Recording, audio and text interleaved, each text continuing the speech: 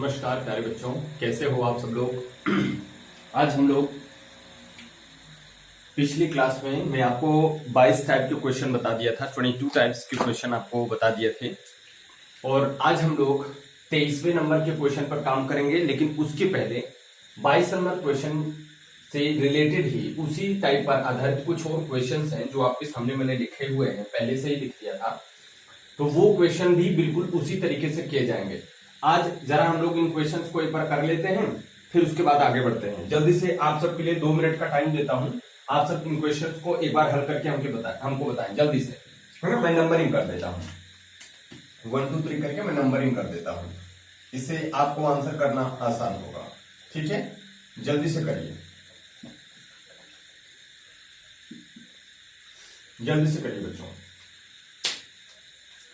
जल्दी से करके आप लोग हमें बताइए।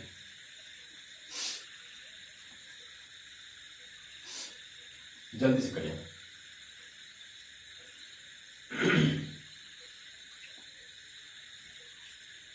जल्दी जल्दी कीजिए।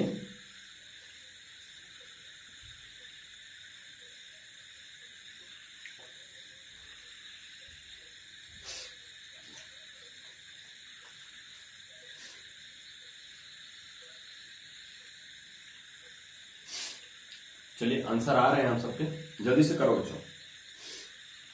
आइए सॉल्व करते हैं सॉल्यूशन।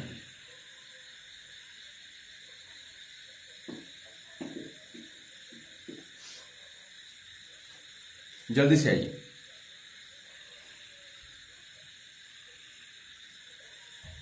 देखो बच्चे, पहली वाली सवाल में क्या कह रहा है, कह रहा है एक कार की वर्तमान कीमत जो है वो 5 लाख रुपए है। कितनी है? 5 लाख रुपए।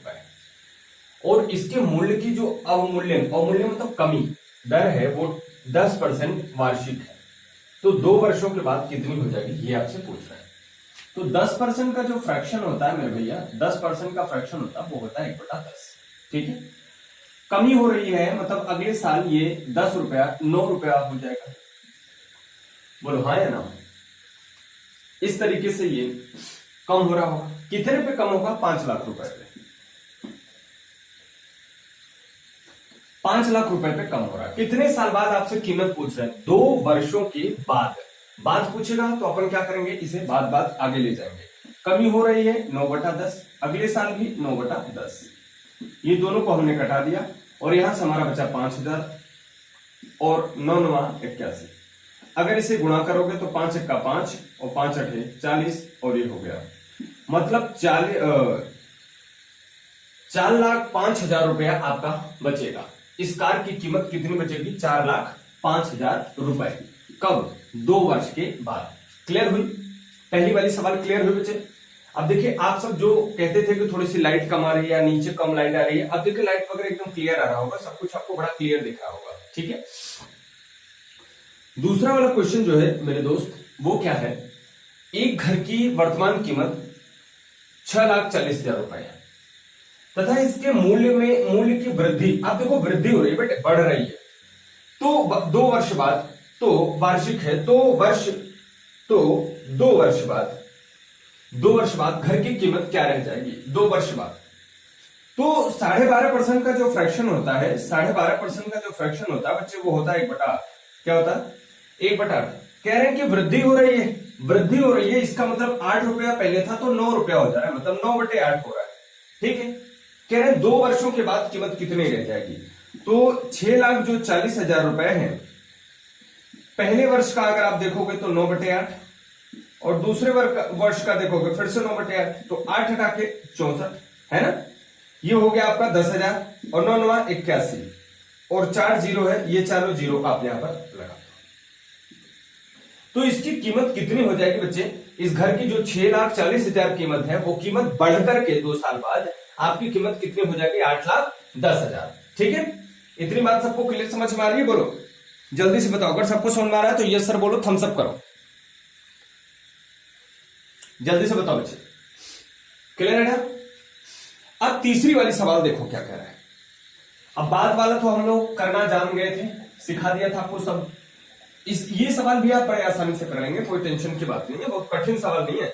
बस ये है थोड़ा सा उल्टा पूछा है, कह रहा है पहले का बताइए।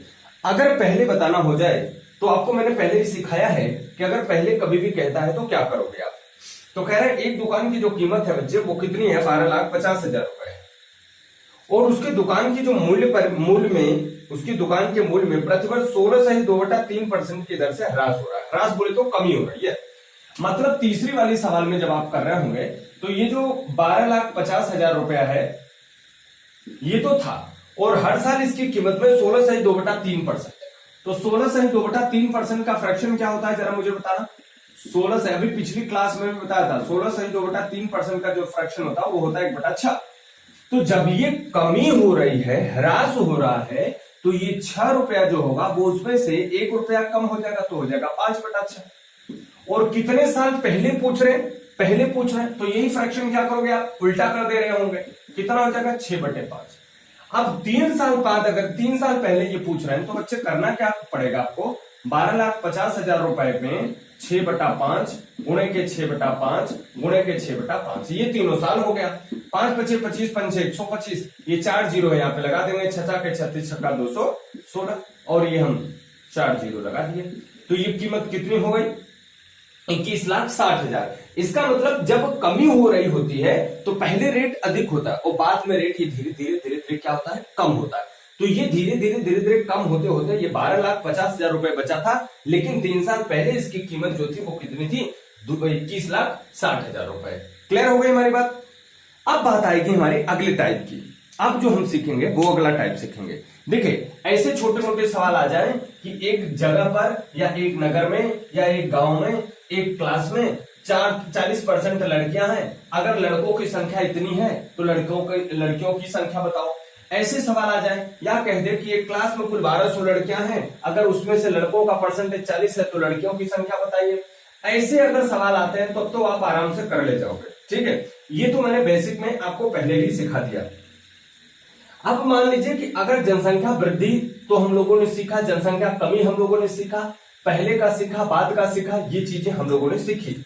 अब मान लीजिए कि यदि इसी जनसंख्या पर आधारित सवाल में कुछ ऐसे कहने लग जाए कि हर एक चीज का परसेंटेज दिया हो। जैसे मान लीजिए अभी कस्बे की आबादी कुल कितनी आबादी है, मान लिया मैं कि एक कस्बे की आबादी, भी आपको समझा रहा हूं, कुछ बहुत चीजें बड़ी नहीं बता रहा हूं। अगर एक कस्बे की आबादी हमने मान लिया कि 10,000 है, कितनी है, 10,000 है। अब उसमें से मैं कह दूं कि 20% महिलाएं शिक्षित हैं। क्या कह दूं, शिक्षित हैं। इसका मतलब इस गांव में 2 प्रकार की महिलाएं होंगी। बोलो भैया, 2 प्रकार की महिलाएं होंगी, एक होंगी शिक्षित और दूसरी जो होंगी अशिक्षित।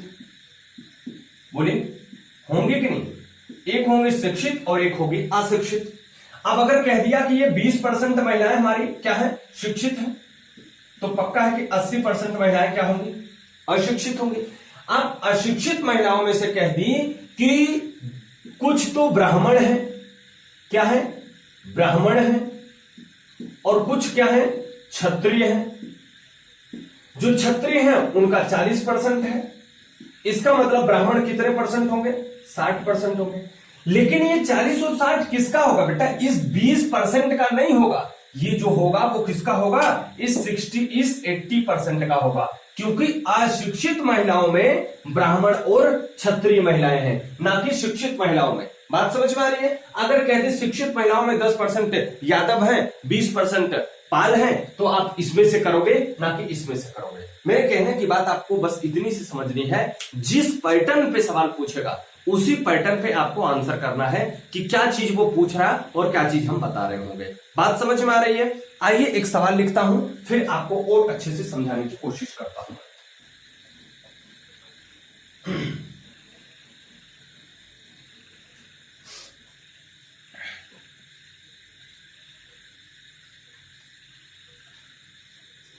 मैंने लिखा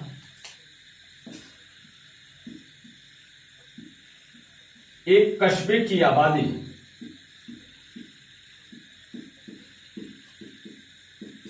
एक कस्बे की आबादी 20,000 है। ठीक है, एक कस्बे की आबादी 20,000 है। ठीक, जिसमें 60% पुरुष हैं, जिसमें 60% पुरुष हैं। ठीक, कस्बे की 80% महिलाएं शिक्षित हैं।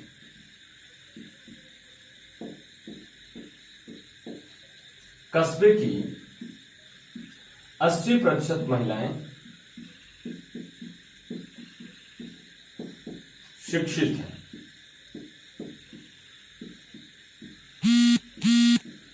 ठीक है, 80% महिलाएं क्या हैं?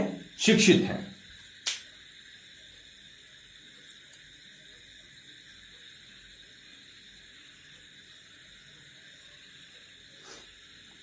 दिख रहा है ना सबको क्लियर? 80% महिलाएं शिक्षित हैं। तो कस्बे में अशिक्षित महिलाओं की जनसंख्या कितनी है? तो कस्बे में अशिक्षित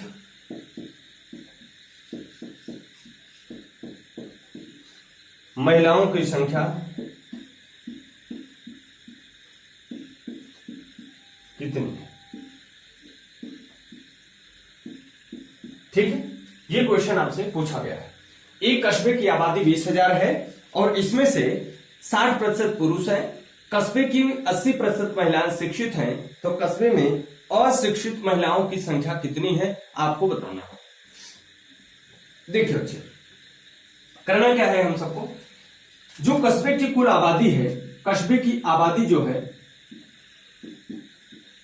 कस्बे की आबादी, अब अगर डिटेल मेथड से लगाऊंगा तो थोड़ा सवाल बड़ा हो जाएगा, इसलिए मैं डिटेल मेथड पे नहीं जाऊंगा, सीधे सीधे शॉर्टकट करेंगे।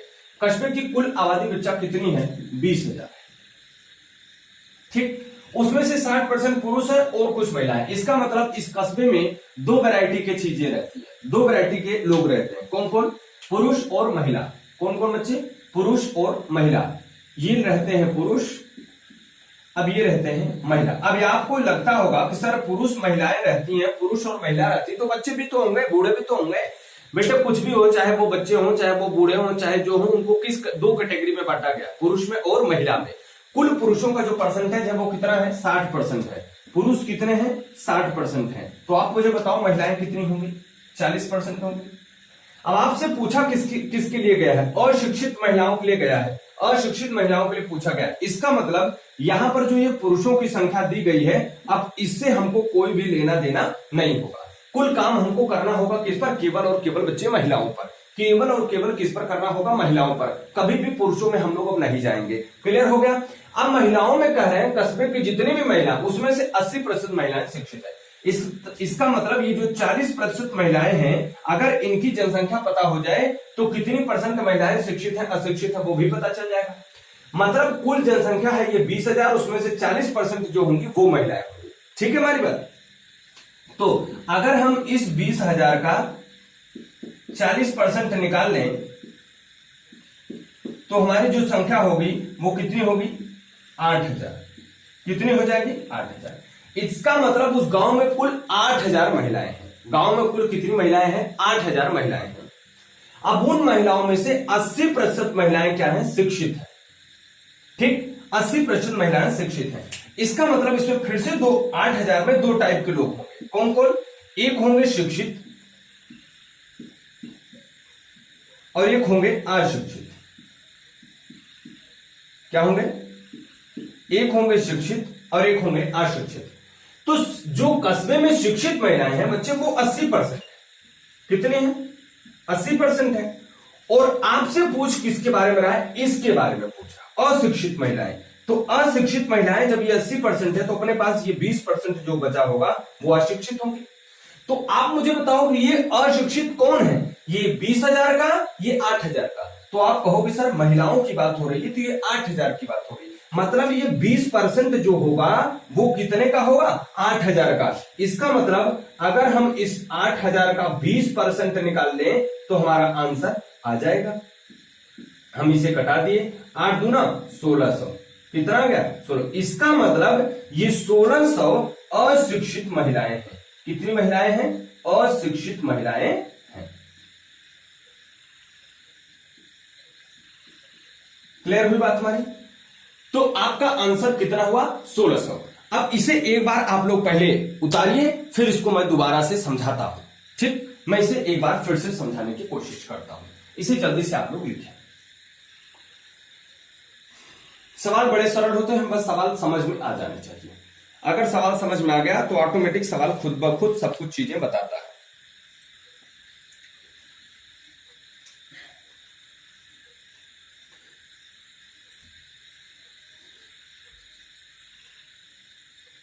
हो गया बच्चों?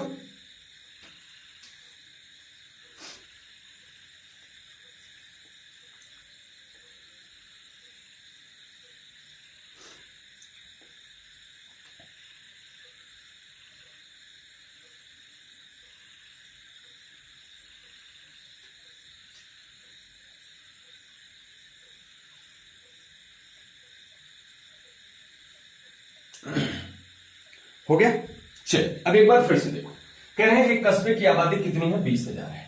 इसका मतलब ये जो कस्बे की आबादी, पूरी आबादी, इसमें पुरुष भी है महिला भी है, दोनों आबादी कितनी हो गई? 20,000। इसमें से 60% पुरुष, हमने पुरुषों को निकाल के अलग कर दिया क्योंकि हमारी पूरी बात करनी किस पर है? महिलाओं पे करनी है। 80% महिलाएं शिक्षित हैं, तो पूरी महिलाएं, जब 40% पुरुष थे तो 60% पुरुष थे तो 40% महिलाएं होंगी। 40% क्या होंगी? महिलाएं होंगी। अब इन 40% में दो कैटेगरी के लोग हैं। कौन कौन? एक शिक्षित लोग हैं, एक अशिक्षित। तो हम अगर 40% का मान निकालेंगे तो 20,000 का 40% हो जाएगा 8,000। 8,000 जो होगा, उस 8,000 में शिक्षित और अशिक्षित दो प्रकार की महिलाएं हैं। शिक्षित महिलाएं 80% है और अशिक्षित महिलाएं 20% है। तो जो शिक्षित महिलाएं 80% है, उनसे तो हमको लेना ही देना नहीं है, लेना देना है ही नहीं। क्यों? क्योंकि इनकी बात ही नहीं हो रही है। बात किसकी करना है हमको? इन 20% की बात करना है। तो 20% महिलाएं क्या है बच्चे? अशिक्षित है। इन्हीं की जनसंख्या हमको निकालनी है। तो इस महिलाओं में से हमने महिलाओं का 20% निकाला, तो हमारा आंसर आ गया कितना? 1600। अब अगर इसी सवाल को आपको एक लाइन में लगाना हो तो कैसे लगाएंगे, जरा उसके लिए भी थोड़ा सा देखें, उसे समझिए।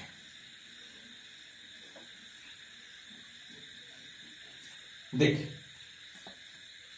पूरी जो जनसंख्या है वो है 20,000।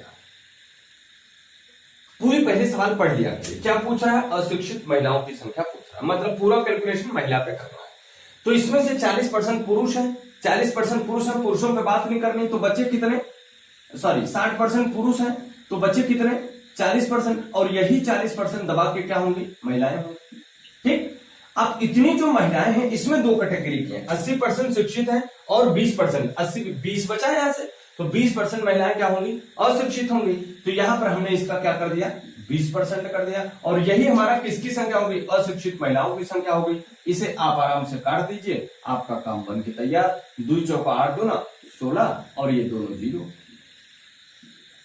इतनी क्या होंगे? अशिक्षित महिलाएं होंगी, अशिक्षित महिलाएं। ठीक है, क्लियर हुई हमारी बात? ऐसे सवालों को आप लगा सकते हैं। एक सवाल मैं आपके सामने और लिखता हूं, उसे भी आप करने की कोशिश करें, तब हम आगे बढ़ेंगे। चलो, ग्रीन कम दिख रहा, नहीं लिखेंगे उसमें। ठीक है,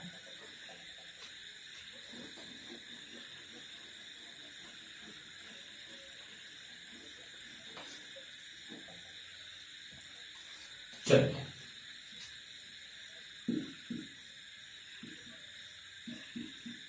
मेरे गांव की कुल आबादी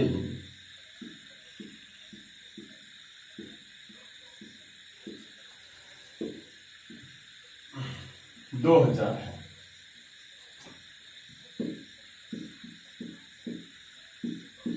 जिसमें से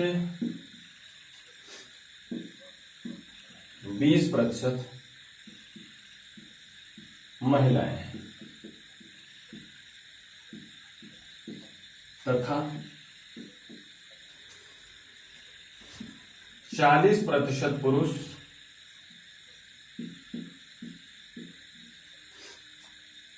रोजगार युक्त है।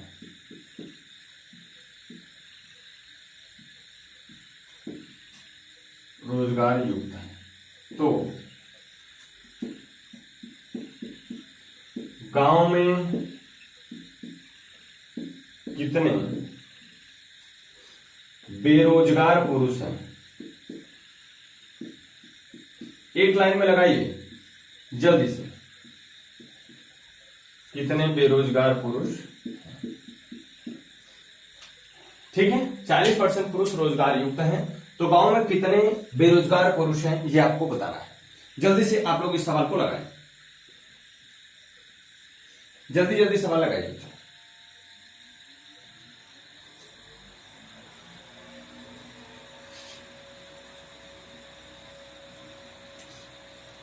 जल्दी जल्दी लगाइए।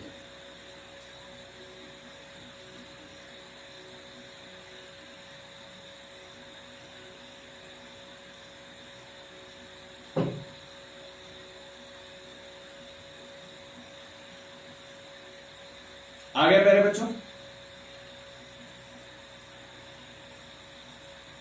थोड़ा जल्दी कीजिए, हाथ बढ़ाइए। चलिए देखिए क्या कर रहा है।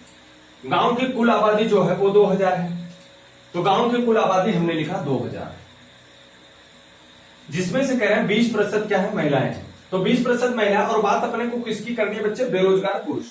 किसकी करनी है दोस्तों, बेरोजगार पुरुषों की बात करनी है। तो महिलाएं हैं तो महिलाओं से तो काम ही नहीं, हमको किसको लेना है, पुरुषों को लेना। तो 20% महिलाएं हैं तो पुरुष कितने बच्चे भैया, 80%।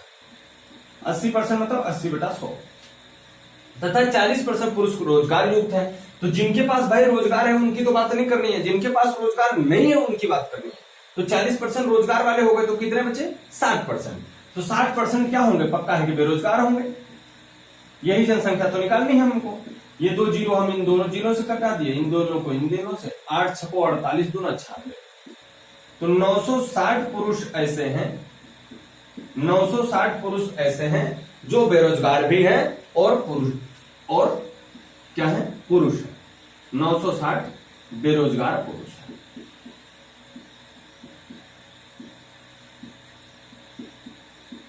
ठीक है। अब देखो थोड़ा सा इससे बड़ी सवाल, थोड़ा सा इससे बड़ी सवाल करता हूं, ठीक है। आप लोग इसे उतार लें। देखिए प्यारे बच्चों, 3 क्वेश्चन आपके सामने उपस्थित है। तीनों क्वेश्चन को जरा सॉल्व करने की कोशिश करें एक बार आप लोग, फिर हम आगे बढ़ते हैं। जल्दी से सॉल्व करने की कोशिश करें। आपको 2 मिनट का टाइम देता हूं, जल्दी से कर बच्चों।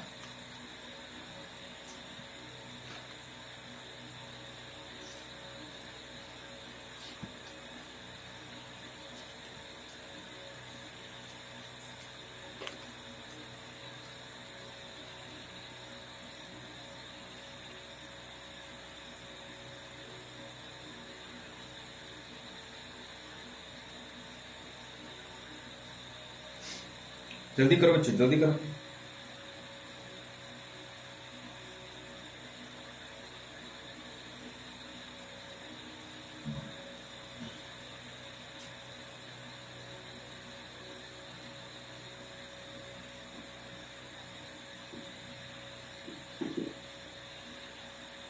जल्दी करो बेटा, जल्दी जल्दी आंसर दो, फिर आगे में सॉल्यूशन करो इसका।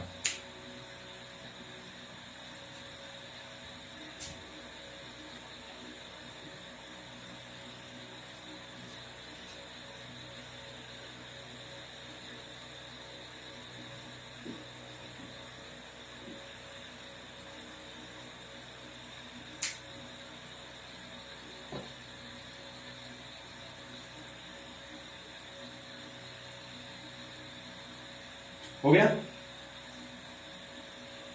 चलिए देखिए, कह रहे गांव की 80% महिलाएं शिक्षित हैं तथा कुल 60% पुरुष उस गांव में है। कितने व्यक्ति है पता ही नहीं है, कितने व्यक्ति गांव में है कुछ पता ही नहीं है। गांव में अशिक्षित महिलाओं की जो संख्या वो 136 है। तो गांव की जनसंख्या बताना है।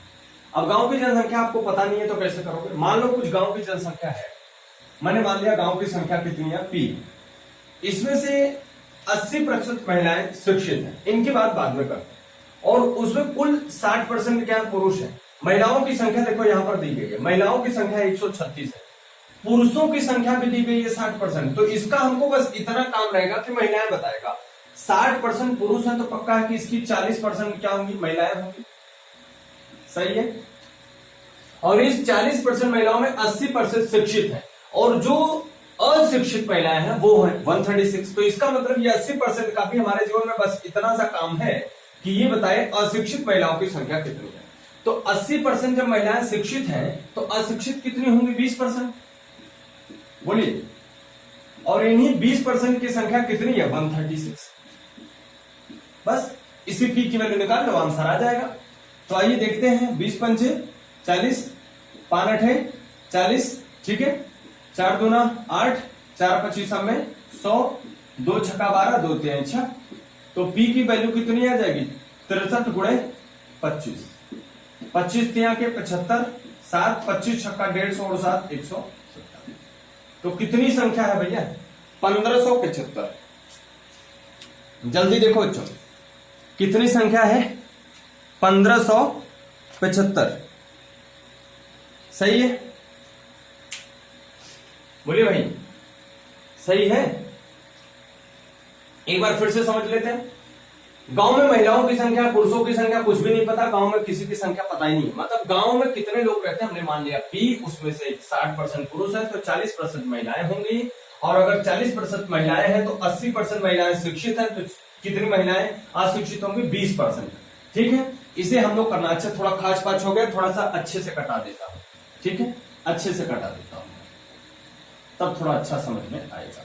देखो, 60% पुरुष है तो 40% महिलाएं होंगी और 80% शिक्षित है तो 20% अशिक्षित है। ठीक, ये दोनों जीरो कटा दिया इससे। और इसकी संख्या पूरी कितनी है? 136। ठीक है, अब अगर इसे हम कटाएं तो 8 है, 8 का 8 कितना बचा? 5, 56 हुआ, 8 7 56। ठीक है, इसका इसमें गुणा कर दो। P बराबर कितना आ जाएगा? थोड़ा उसमें हमने शायद गुणा गलत कर दिया। P बराबर कितना आ जाएगा? 1700 आंसर आ जाएगा। ठीक है, उसमें शायद 1575 कर दिया था, वो गलती हो गई थी कटाने में। ठीक है, उसे सुधार लेना आप सब। ये क्वेश्चन नंबर 1 हो गया। क्वेश्चन नंबर 2 देखो, करें एक कॉलोनी में 70% पुरुष है। 70% क्या है? पुरुष है। कॉलोनी की 90% महिलाएं शिक्षित भी है।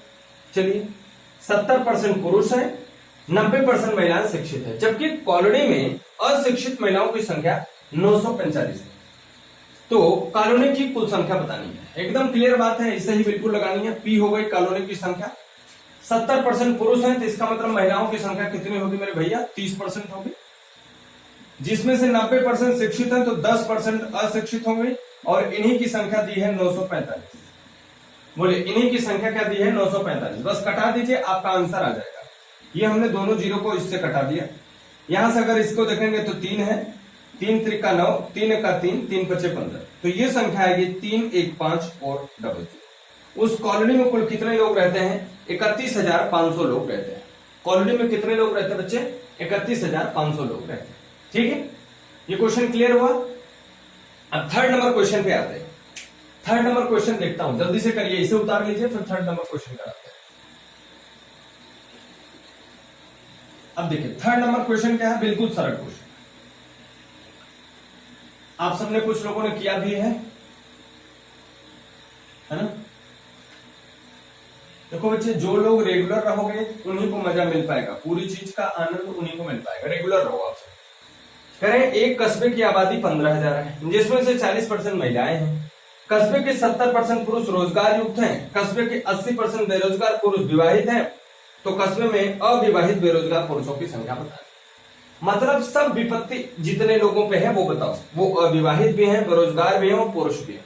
ठीक है, अभी देखो पेपर में आंकड़े आ रहे हैं कि लॉकडाउन के बाद दिसंबर तक में करोड़ों की संख्या में बच्चे पैदा हो गए, है ना? तो ये इन्हीं की हालत है। ये जो बेरोजगार विवाहित वाले हैं, इन्हीं की हालत है। ये जनसंख्या बढ़ाने में बड़ी मदद करते हैं। तो आओ चलो देखते हैं भैया तीसरा वाला क्वेश्चन। कस्बे की कुल आबादी बच्चों कितनी है? 15,000। ठीक, कस्बे की कुल आबादी 15,000 है। चलो लिख दिया। जिसमें से 40% क्या है? महिलाएं। तो महिलाओं के बारे में बात नहीं करनी है। बात किसके बारे में करनी है? पुरुष के बारे में। बात किसके बारे में करनी है? पुरुष के बारे में। तो महिलाओं की संख्या अपने को कुछ नहीं करनी। 40% महिलाएं हैं तो बचे हुए जो बचेंगे वो 60% क्या होंगे? पुरुष होंगे। 60% क्या होंगे? पुरुष होंगे। कस्बे के 70% पुरुष रोजगार युक्त हैं। अपने को क्या चाहिए? बेरोजगार चाहिए। जब 70% के पास रोजगार है तो 30% बेचारे ऐसे भी तो होंगे जिनके पास रोजगार नहीं होगा। अरे बोलो हाँ। कस्बे के 80% बेरोजगार पुरुष विवाहित हैं, लेकिन अपने को क्या चाहिए? अविवाहित। तो 80% पुरुष जब विवाहित हैं तो अपने को विवाहित चाहिए नहीं, अपने को अविवाहित चाहिए। तो 80% विवाहित हो गए तो बचे कितना? 20%। तो यही 20% की संख्या अपने को निकालनी है, और ये क्या होंगे? अविवाहित भी होंगे, बेरोजगार भी होंगे, और गलती से पुरुष भी होंगे। ठीक है, आओ कटा के देखते हैं। तो 1 0 2 0 3 0 हमने कटाया, 1 0 2 0 3 0। ऊपर के 3 0 को नीचे से 3 0 से मैंने कटा दिया। ठीक, अब यहां से बचा हमारे पास 15, यहां से बचा 6, यहां से बचा 3, और यहां से बचा 2। तो 15 छका 90, और 3 दूना 6, और 9 छको 14, और ये आ गया। तो ये जो 540 हैं ये अविवाहित बेरोजगार पुरुष है। बेरोजगार पुरुष है। ठीक है, बेरोजगारों को वैसे भी जल्दी शादी तो होती नहीं है, और जिसकी हो जाए वो बड़ा लकी है। और आजकल रोजगार वालों की शादी देर, लेकिन बेरोजगारों की शादी जल्दी होती है। तो अविवाहित बेरोजगार पुरुष कितने हैं वो चीज आपसे पूछा था, और यहाँ पर आप लोगों ने पता। ठीक है, ये क्वेश्चन यहां तक सबका सभी का क्लियर हुआ बच्चों? जल्दी से मुझे बताते चलिए, फिर मैं अगले टाइप के क्वेश्चन पे चलूं। ठीक है,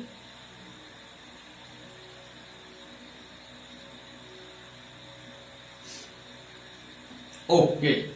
अब आइए 24वें टाइप के क्वेश्चन है। अब जब परीक्षा में बच्चे पास फेल होते हैं तो वो तो या तो पास होंगे या तो फेल होंगे, दो में से एक तो होंगे।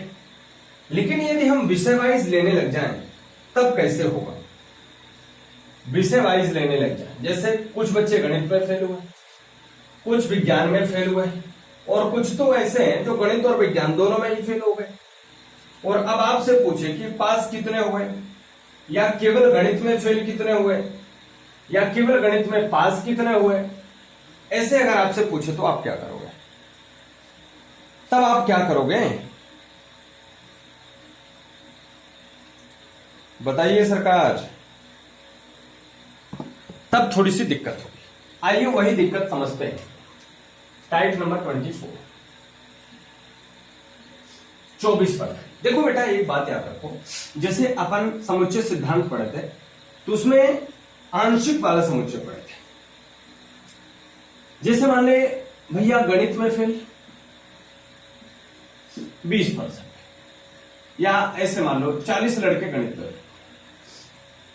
विज्ञान में अगर हम बात करें 60 लड़के मान लो विज्ञान में फेल, और 20 विद्यार्थी ऐसे हैं जो दोनों में फेल हुए बेचारे।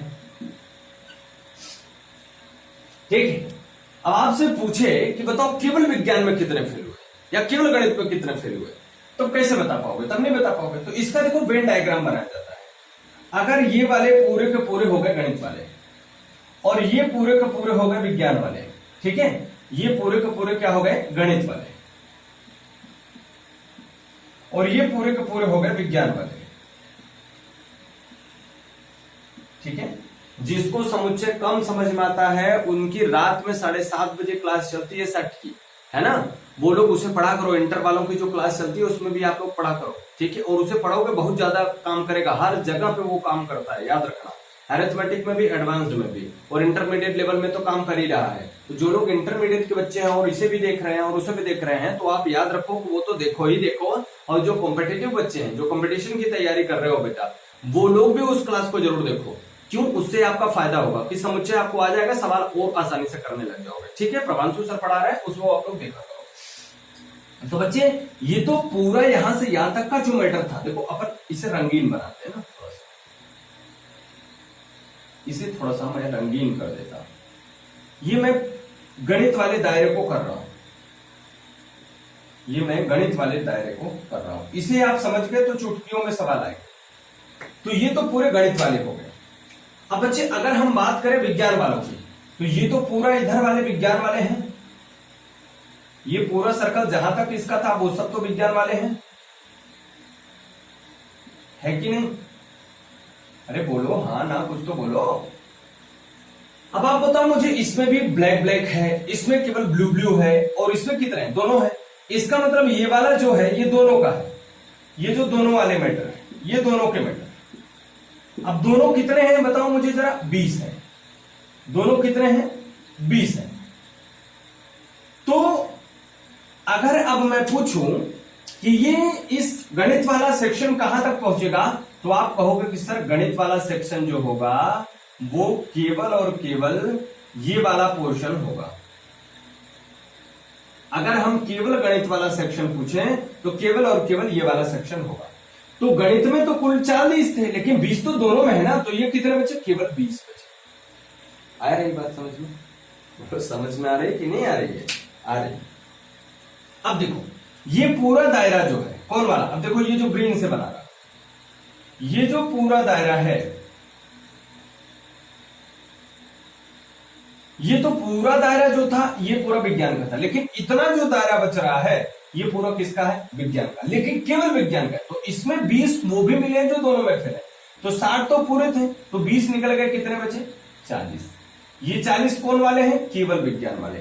अब एक बार में आपको सवाल समझ में आ गया कि गणित में कितने फेल हुए? 40, लेकिन केवल गणित में कितने फेल हुए? तो केवल 20। ऐसे ही विज्ञान में कितने फेल हुए? तो आप कहोगे 60, लेकिन विज्ञान में, केवल विज्ञान में कितने फेल हुए? तो आप कहोगे कितने? 40। आई बात समझ में? क्लियर हुआ ना? तो ऐसे प्रश्न आपके जीवन में आने वाले हैं, और ऐसे प्रश्नों को हम लोग इस मेथड से सॉल्व करेंगे। मैं आपको डिटेल मेथड भी दिखा दूंगा और इससे भी हम लोग करेंगे, लेकिन एग्जाम में आपको इसी मेथड से करना है आपको, और डिटेल मेथड से नहीं करना। क्लियर है? चलो देखो एक सवाल पहले,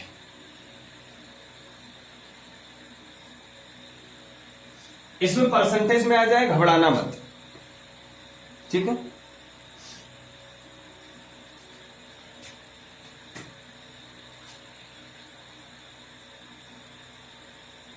एक परीक्षा में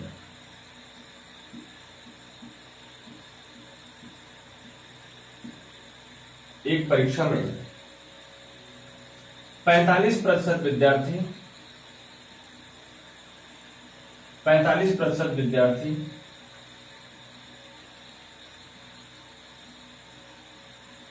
उर्दू में तथा 40% विद्यार्थी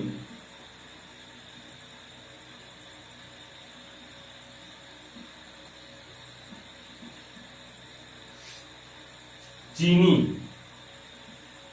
भाषा है ये, चीनी में फेल हो गए।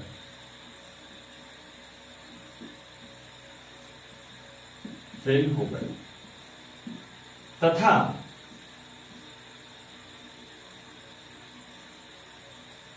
45% विद्यार्थी उर्दू में, 40% विद्यार्थी चीनी में फेल हो गए।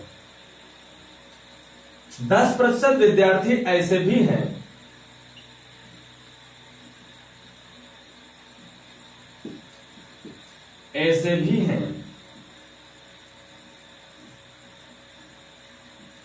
जो उर्दू और चीनी,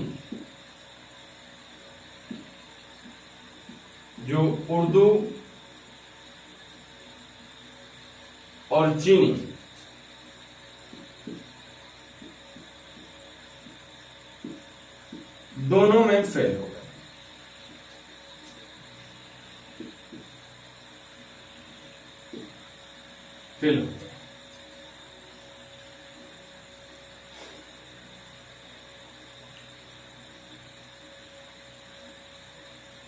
ठीक।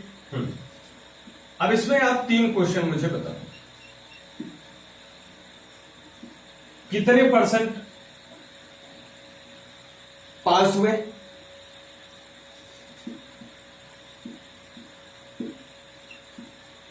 कितने प्रतिशत विद्यार्थी पास हुए,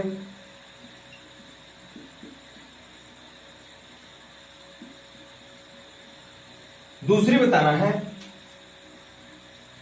कितने प्रतिशत विद्यार्थी केवल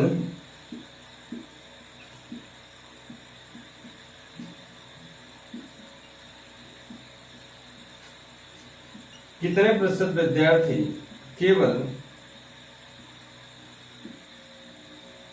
उर्दू में फेल हुए?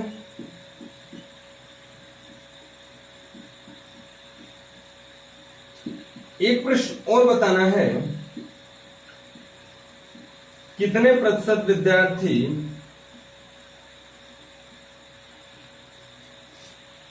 केवल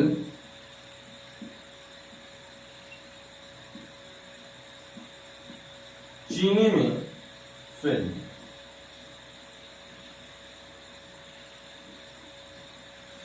ये प्रश्न आपको बताना है, ठीक है? ये सवाल है आपके सामने। आइए इससे पहले हम लोग सीखते हैं। अब अगर हम लोग डिटेल मेथड से चलेंगे तो कुछ इस तरीके से लगाना पड़ेगा।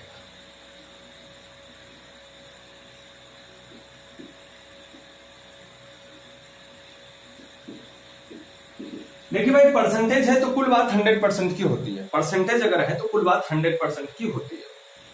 अब कह रहे हैं उर्दू में भी फेल हुए, चीनी में भी फेल हुए, दोनों में भी फेल हुए। तो अगर हमको कुल फेल की संख्या पता करनी है तो क्या करेंगे? उर्दू में फेल, चीनी में फेल, और उसमें से जो दोनों में फेल है निकाल देंगे, ऑटोमेटिक पता चल जाएगा कितने कुल क्या हुए, फेल हुए।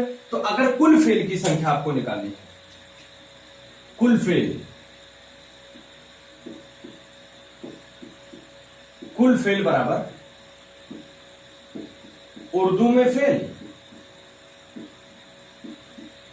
प्लस चीनी में फेल, और इन दोनों में से हम माइनस कर देंगे क्या? दोनों में फेल।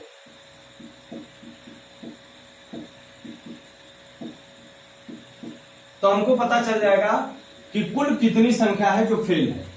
तो कुल संख्या जो फेल है तो सब पूरे विद्यार्थी संख्या 100% होती है, तो फेल पता चल जाएगा, तो पास पता कर लेंगे। अब आइए जरा देखते हैं, 45% तो उर्दू में हो गए, ठीक है, और 40% किस में हो गए? आपके चीनी में हो गए, बोलो हाँ या ना। और इसमें से 10% लोग ऐसे हैं जो दोनों में हो गए। तो 40 45 कितना? 85, और 10% निकाल दिए तो कितने बचे? 75। मतलब 75% कुल फेल है। कुल क्या है? फेल है। तो 100% ही तो स्टूडेंट होंगे, उसमें से फेल और पास दो टाइप के लोग होंगे। तो 75% तो क्या हो गए? फेल हो गए। तो पहले क्वेश्चन का आंसर आपके सामने आया कि पास कितने हुए? तो पास कितने हुए बच्चे? 25% विद्यार्थी क्या हुए? पास हुए। ठीक, एक आंसर समझ में आया। अब दूसरी बात कहे हैं आपसे कि केवल किसी सब्जेक्ट में पास या फेल के बारे में पूछ रहा है, तो यहां पर भाई दोनों में फेल का तो पता है हमें, है ना? बिल्कुल बिल्कुल बिल्कुल। देखो, दोनों में फेल का तो पता है, लेकिन एक सब्जेक्ट में भी फेल का पता है, लेकिन उसमें कुछ तो ऐसे भी होंगे जो उर्दू में फेल होंगे तो साइंस में, चीनी में भी फेल होंगे, कुछ चीनी में भी फेल होंगे तो उसमें भी फेल होंगे। तो केवल का अगर निकालना हो तो दूसरे वाला क्वेश्चन को आप लोग देखिए, कह रहा है केवल उर्दू में फेल, केवल उर्दू में फेल। कैसे होगा? उर्दू में फेल और माइनस दोनों में फेल।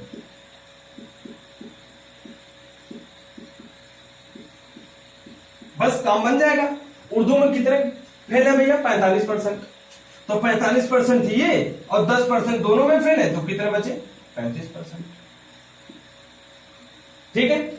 ऐसे ही देखिए, चीनी में फेल और दोनों में फेल घटा देंगे। चीनी में कितने? 40% फेल है, तो 40% में से 10% निकाल दिया तो कितना बचा? 30% क्या है? ये केवल उर्दू में फेल है, केवल उर्दू में फेल। और ये क्या है? केवल चीनी में। ठीक है, ये बात आई थिंक आप सबको अच्छे से समझ में आ गई होगी। अगर आ गया तो जल्दी से आप लोग उतार लें, और अगर समझ में अच्छे से आ गया है तो एक बार जल्दी से आप लोग लाइक कर दें। ठीक है, जल्दी से एक बार लाइक करें। तब आपको एक शॉर्टकट मेथड बताता हूं।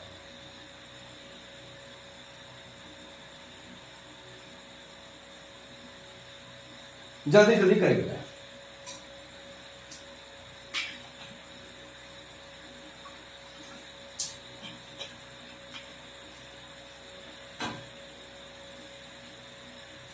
देखिए अब इसका शॉर्टकट देखो, कुछ लिखने पढ़ने की जरूरत नहीं, बस ग्राफ बनाना है, उसके बाद आपका आंसर सब कुछ दिखने लगेगा।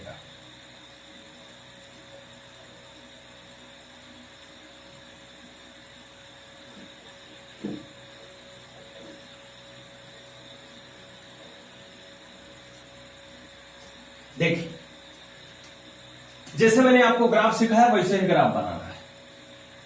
ये हमने डिब्बा बना लिया, ठीक। ये वाला हमारा डिब्बा है उर्दू का, और ये डिब्बा हमारा है किसका, चीनी का। और ये दोनों में है तो ये डिब्बा किसका है, उर्दू और चीनी दोनों, उर्दू प्लस चीनी, ठीक। ये हमारा जो है वो दोनों।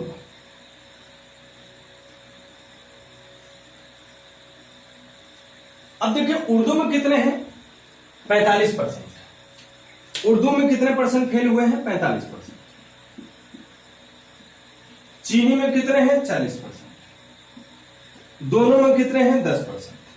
तो केवल इस खाने में कितना आएगा, इस खाने में कितना आएगा, 45 में से इस 10% को क्या करोगे, घटा दो। तो घटाओगे तो इसमें कितना आएगा, 35%। ये 35% क्या है, केवल उर्दू है, और ये 10% तो था ही था, और ये 40 में से अगर 10% निकालेंगे तो 30% आपका हो गया। क्लियर हो गई बात। ये अगर अब आपसे पूछे कि केवल उर्दू में फेल कितने हैं, तो ये 35% क्या है, केवल उर्दू में फेल, केवल उर्दू में फेल। देखिए कितना तेज सवाल हो रहा है। अगर मैं इस 30% की बात करूं तो ये क्या है, केवल चीनी में,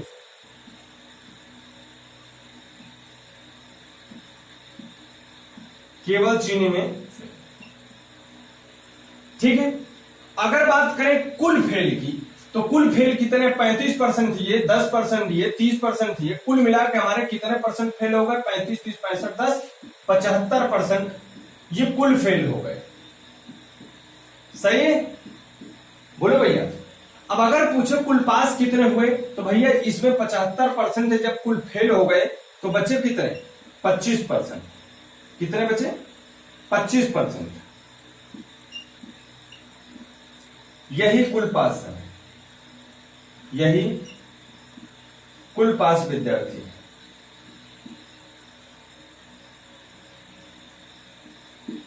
आई बात समझ में, क्लियर हुआ ये चीज, बोलो बच्चों, ये चीज क्लियर हुआ, जल्दी से बताइए। चलिए एक सवाल आप लोगों को दे देता हूं, आप लोग उसे करेंगे, ठीक है।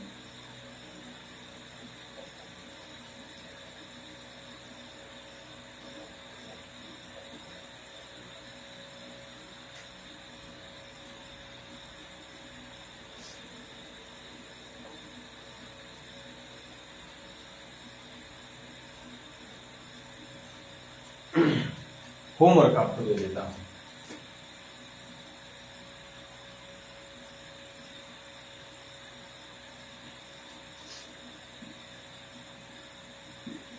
एक परिवार में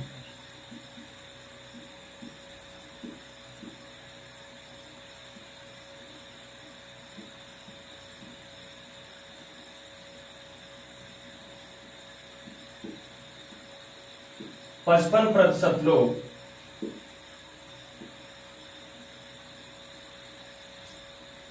डीडी नेशनल देखते हैं,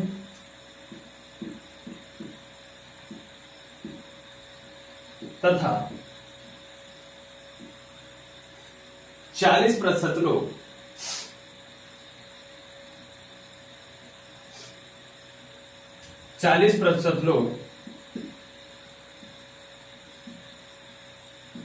एनडीटीवी देखते हैं।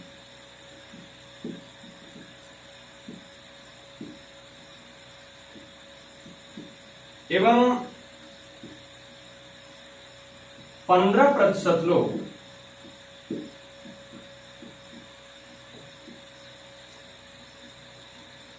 डीडी नेशनल तथा एनडीटीवी दोनों देखते हैं।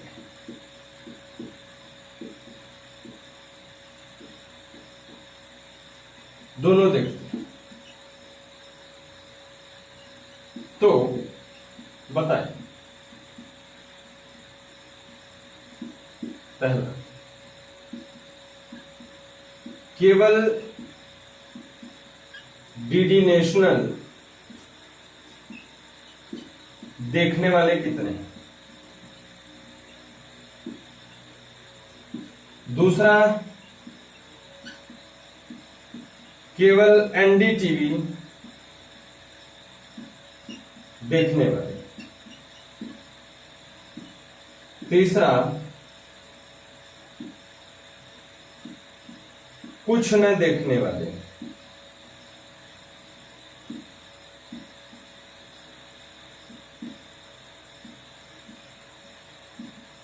ठीक, ये सवाल आप सबको करके आना है। इसे आप लोग कमेंट करेंगे आंसर, ठीक है? मुझे मैसेज वगैरह नहीं, सीधे आप लोग इसमें करके कमेंट करो, ठीक? इसे आपके स्क्रीन पर कुछ देर तक, 2-3 मिनट तक, 2 मिनट तक, 1 मिनट तक दिखता रहेगा। आप लोग इसे करके मुझे स्क्रीन कमेंट कर दीजिए, ठीक है? चलिए बच्चे, मिलते हैं कल फिर से आपको इसी टाइम पे। तब तक के लिए thank you, take care, bye bye.